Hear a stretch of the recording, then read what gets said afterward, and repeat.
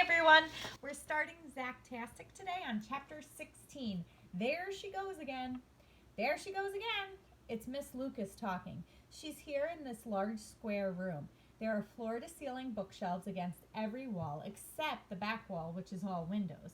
A couple of oversized red leather chairs are set in front of a huge dark brown wood desk. Miss Lucas is in one of the chairs and Mr. Hayden is in the other. Quinn is standing between them, and there's another man sitting behind the desk. He's got a thick rug of hair on his head, and his face is as round as a bowling ball. The nameplate in front of him says, E.M. Heddle, head of school. There she goes again. There she goes what again, Helen? Mr. Heddle asks. Zack, Miss Lucas explains. For a split second, she turns her head in the direction of Quinn is facing, but instead of looking at me, it's like she's looking through me. A chill shoots down my spine. Miss Lucas faces Heddle again and goes on. She keeps calling out to someone. My brother, Quinn interrupts. Who isn't here, Miss Lucas finishes. He is here, I swear, Quinn says. Miss Lucas folds her arms across her chest. I advise you to stop lying, miss. I'm not lying, Quinn says. She drops her voice to a pleading tone. I know you don't believe me. I didn't believe Zack either, but I swear on my life that he's in this room. I don't know why we're here or how he made himself invisible, but it's all true. Miss Lucas shakes her head, exasperated.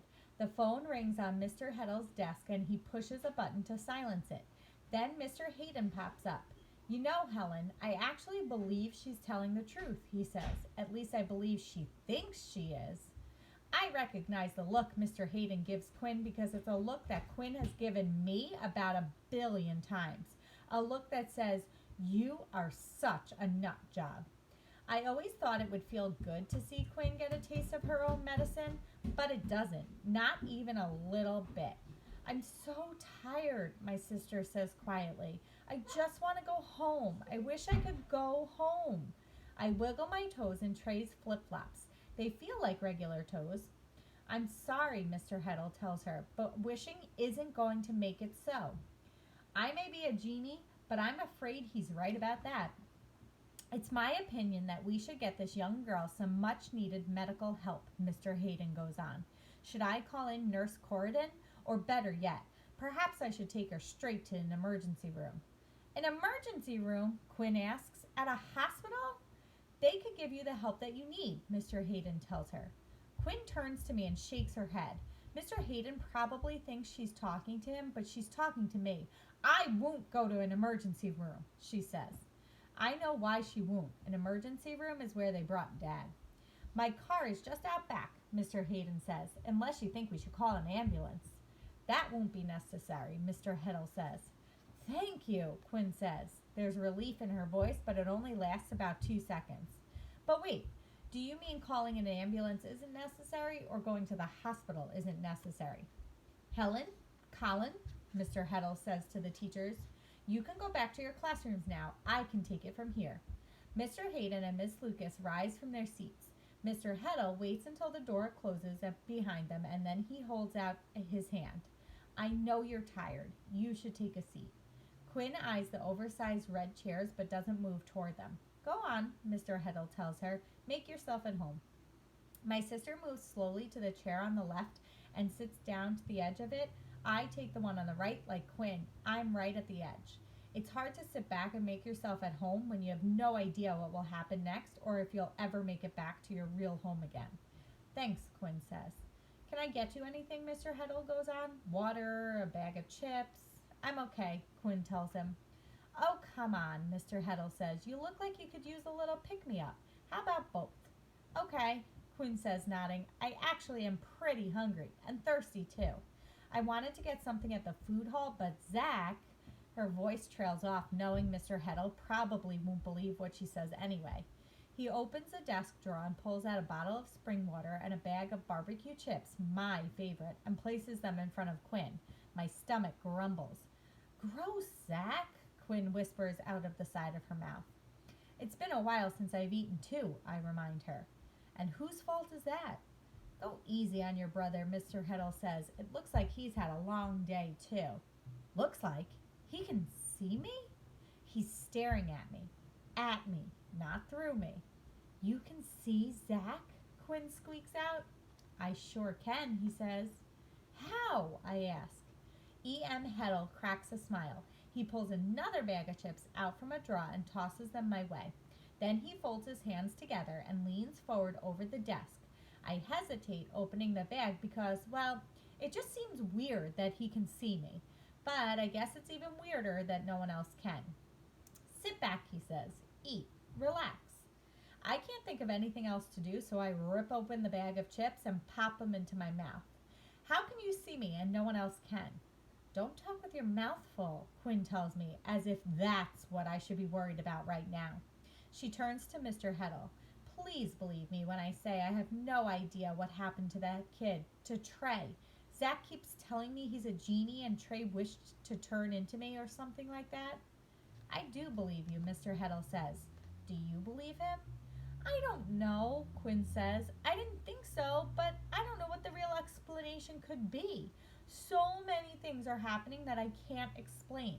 Like those teachers didn't believe me that Zack was invisible, and I knew he was right there. She puts her bottle of water down hard, and a bit sloshes out onto the desk. Sorry, she says. That's all right, Mr. Heddle tells her. It's just hard to know what to believe, Quinn says softly, shaking her head. I wish someone would be straight with me and tell me what I'm doing here. I wish, I start. Mr. Heddle says, shaking a finger at me. You don't want to waste your wish. Trust me.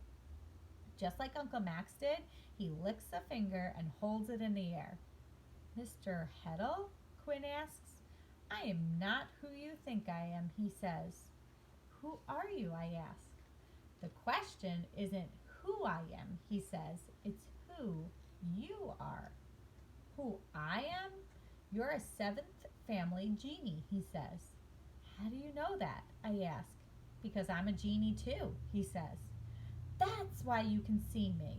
Indeed it is. Mortals can only hear, see, and feel what they expect. But we genies know to expect the unexpected. We see everything.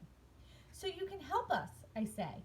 We're trying to get home or at least get in touch with my Uncle Max.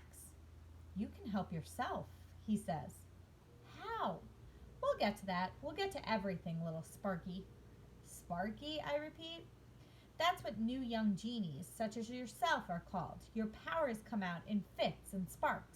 You haven't figured out how to harness your power and use it at will. I'll say, I tell him, sometimes things happen because I want them to, and sometimes nothing happens at all, and I don't know what I'm doing differently. That's perfectly normal, he tells me, but give yourself some credit, too. After all, your sister is here because you successfully used your powers to grant a wish.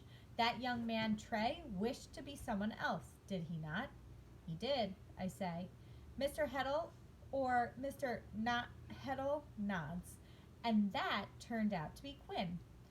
But, Quinn sputters, but when we tried to call my mom, she said I was there at home. That was a brilliant play on your brother's part. He did a Rutherford split. Part of you is here and part of you is there. Neither part realizes she is simply a piece of a whole. He snaps his fingers and a white shade falls down over the window on the far wall. The room is suddenly darker and a movie begins to play where the shade has a screen. No, wait, it's not a movie, it's Quinn and Madeline. They're sitting on the bed in Quinn's room. Unlike the Quinn here at MA with me, the Quinn on the screen has both sides of her hair in braids. She and Madeline are bent over their toenails, painting them a rainbow of colors. I watch Mom enter the room and say something about putting towels down and not spilling the polish on the comforter. That's me, Quinn says. Her voice is barely a whisper. That's the other half of you, Mr. Heddle says. He turns to me. Well done, young man. Thanks, I say. But wait, Quinn says. Is it dangerous that I've been split in two? Mr. Heddle shrugs. Whole people are always stronger than individual parts, he said. Zack, how could you do that to me? I turn to her to apologize, but my sister is yawning. She leans back against the red leather chair.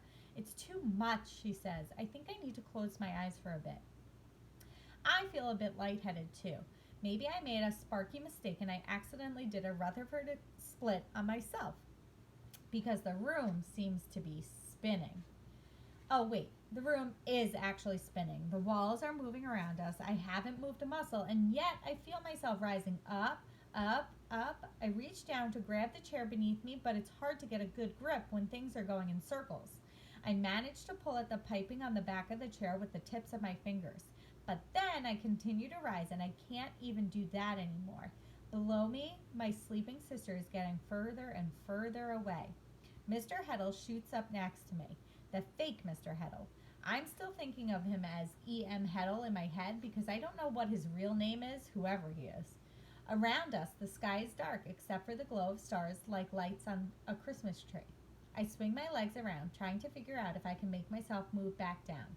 Trey's flip-flops fall off one after the other, and I can hear them whistling to the ground. "Oh, no," I cry. "Watch out, Quinn!" But she's too far away and fast asleep to hear me. "You sound concerned," Mr. Heddle says. "Well, yeah, of course," I say. "Do you know how many people are killed each year by things that fly out of windows or roofs or buildings? A shoe falling from this height, that's gotta be deadly." "I suppose it would be," Mr. Heddle says calmly, evenly. "Plus, we're just floating in space. I get maybe that it's a genie thing, but I still prefer solid ground."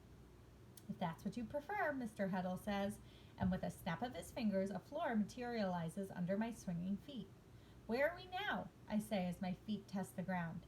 Mr. Heddle keeps snapping. A chair knocks me gently from behind and I fall into it. Beside me, a floor lamp appears and a little coffee table.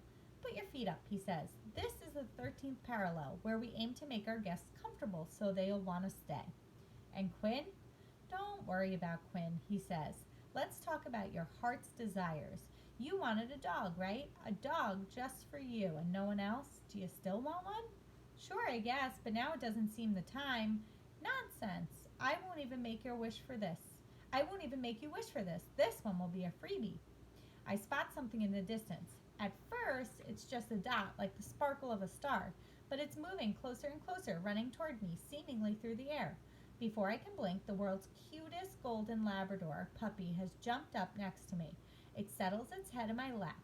Could this really be happening? I lower my hand to the dog's back. It certainly feels like a real dog. Check out the tag. "I belong to Zach Cooley." I feel around the dog's neck for the collar and look at the tag. You should name it. A dog needs a name. Speaking of which, I haven't properly introduced myself, have I? "No," I say. My voice is barely a whisper. "I am Lynx. I'm the head of the 13th family." We're going to stop there. See you tomorrow.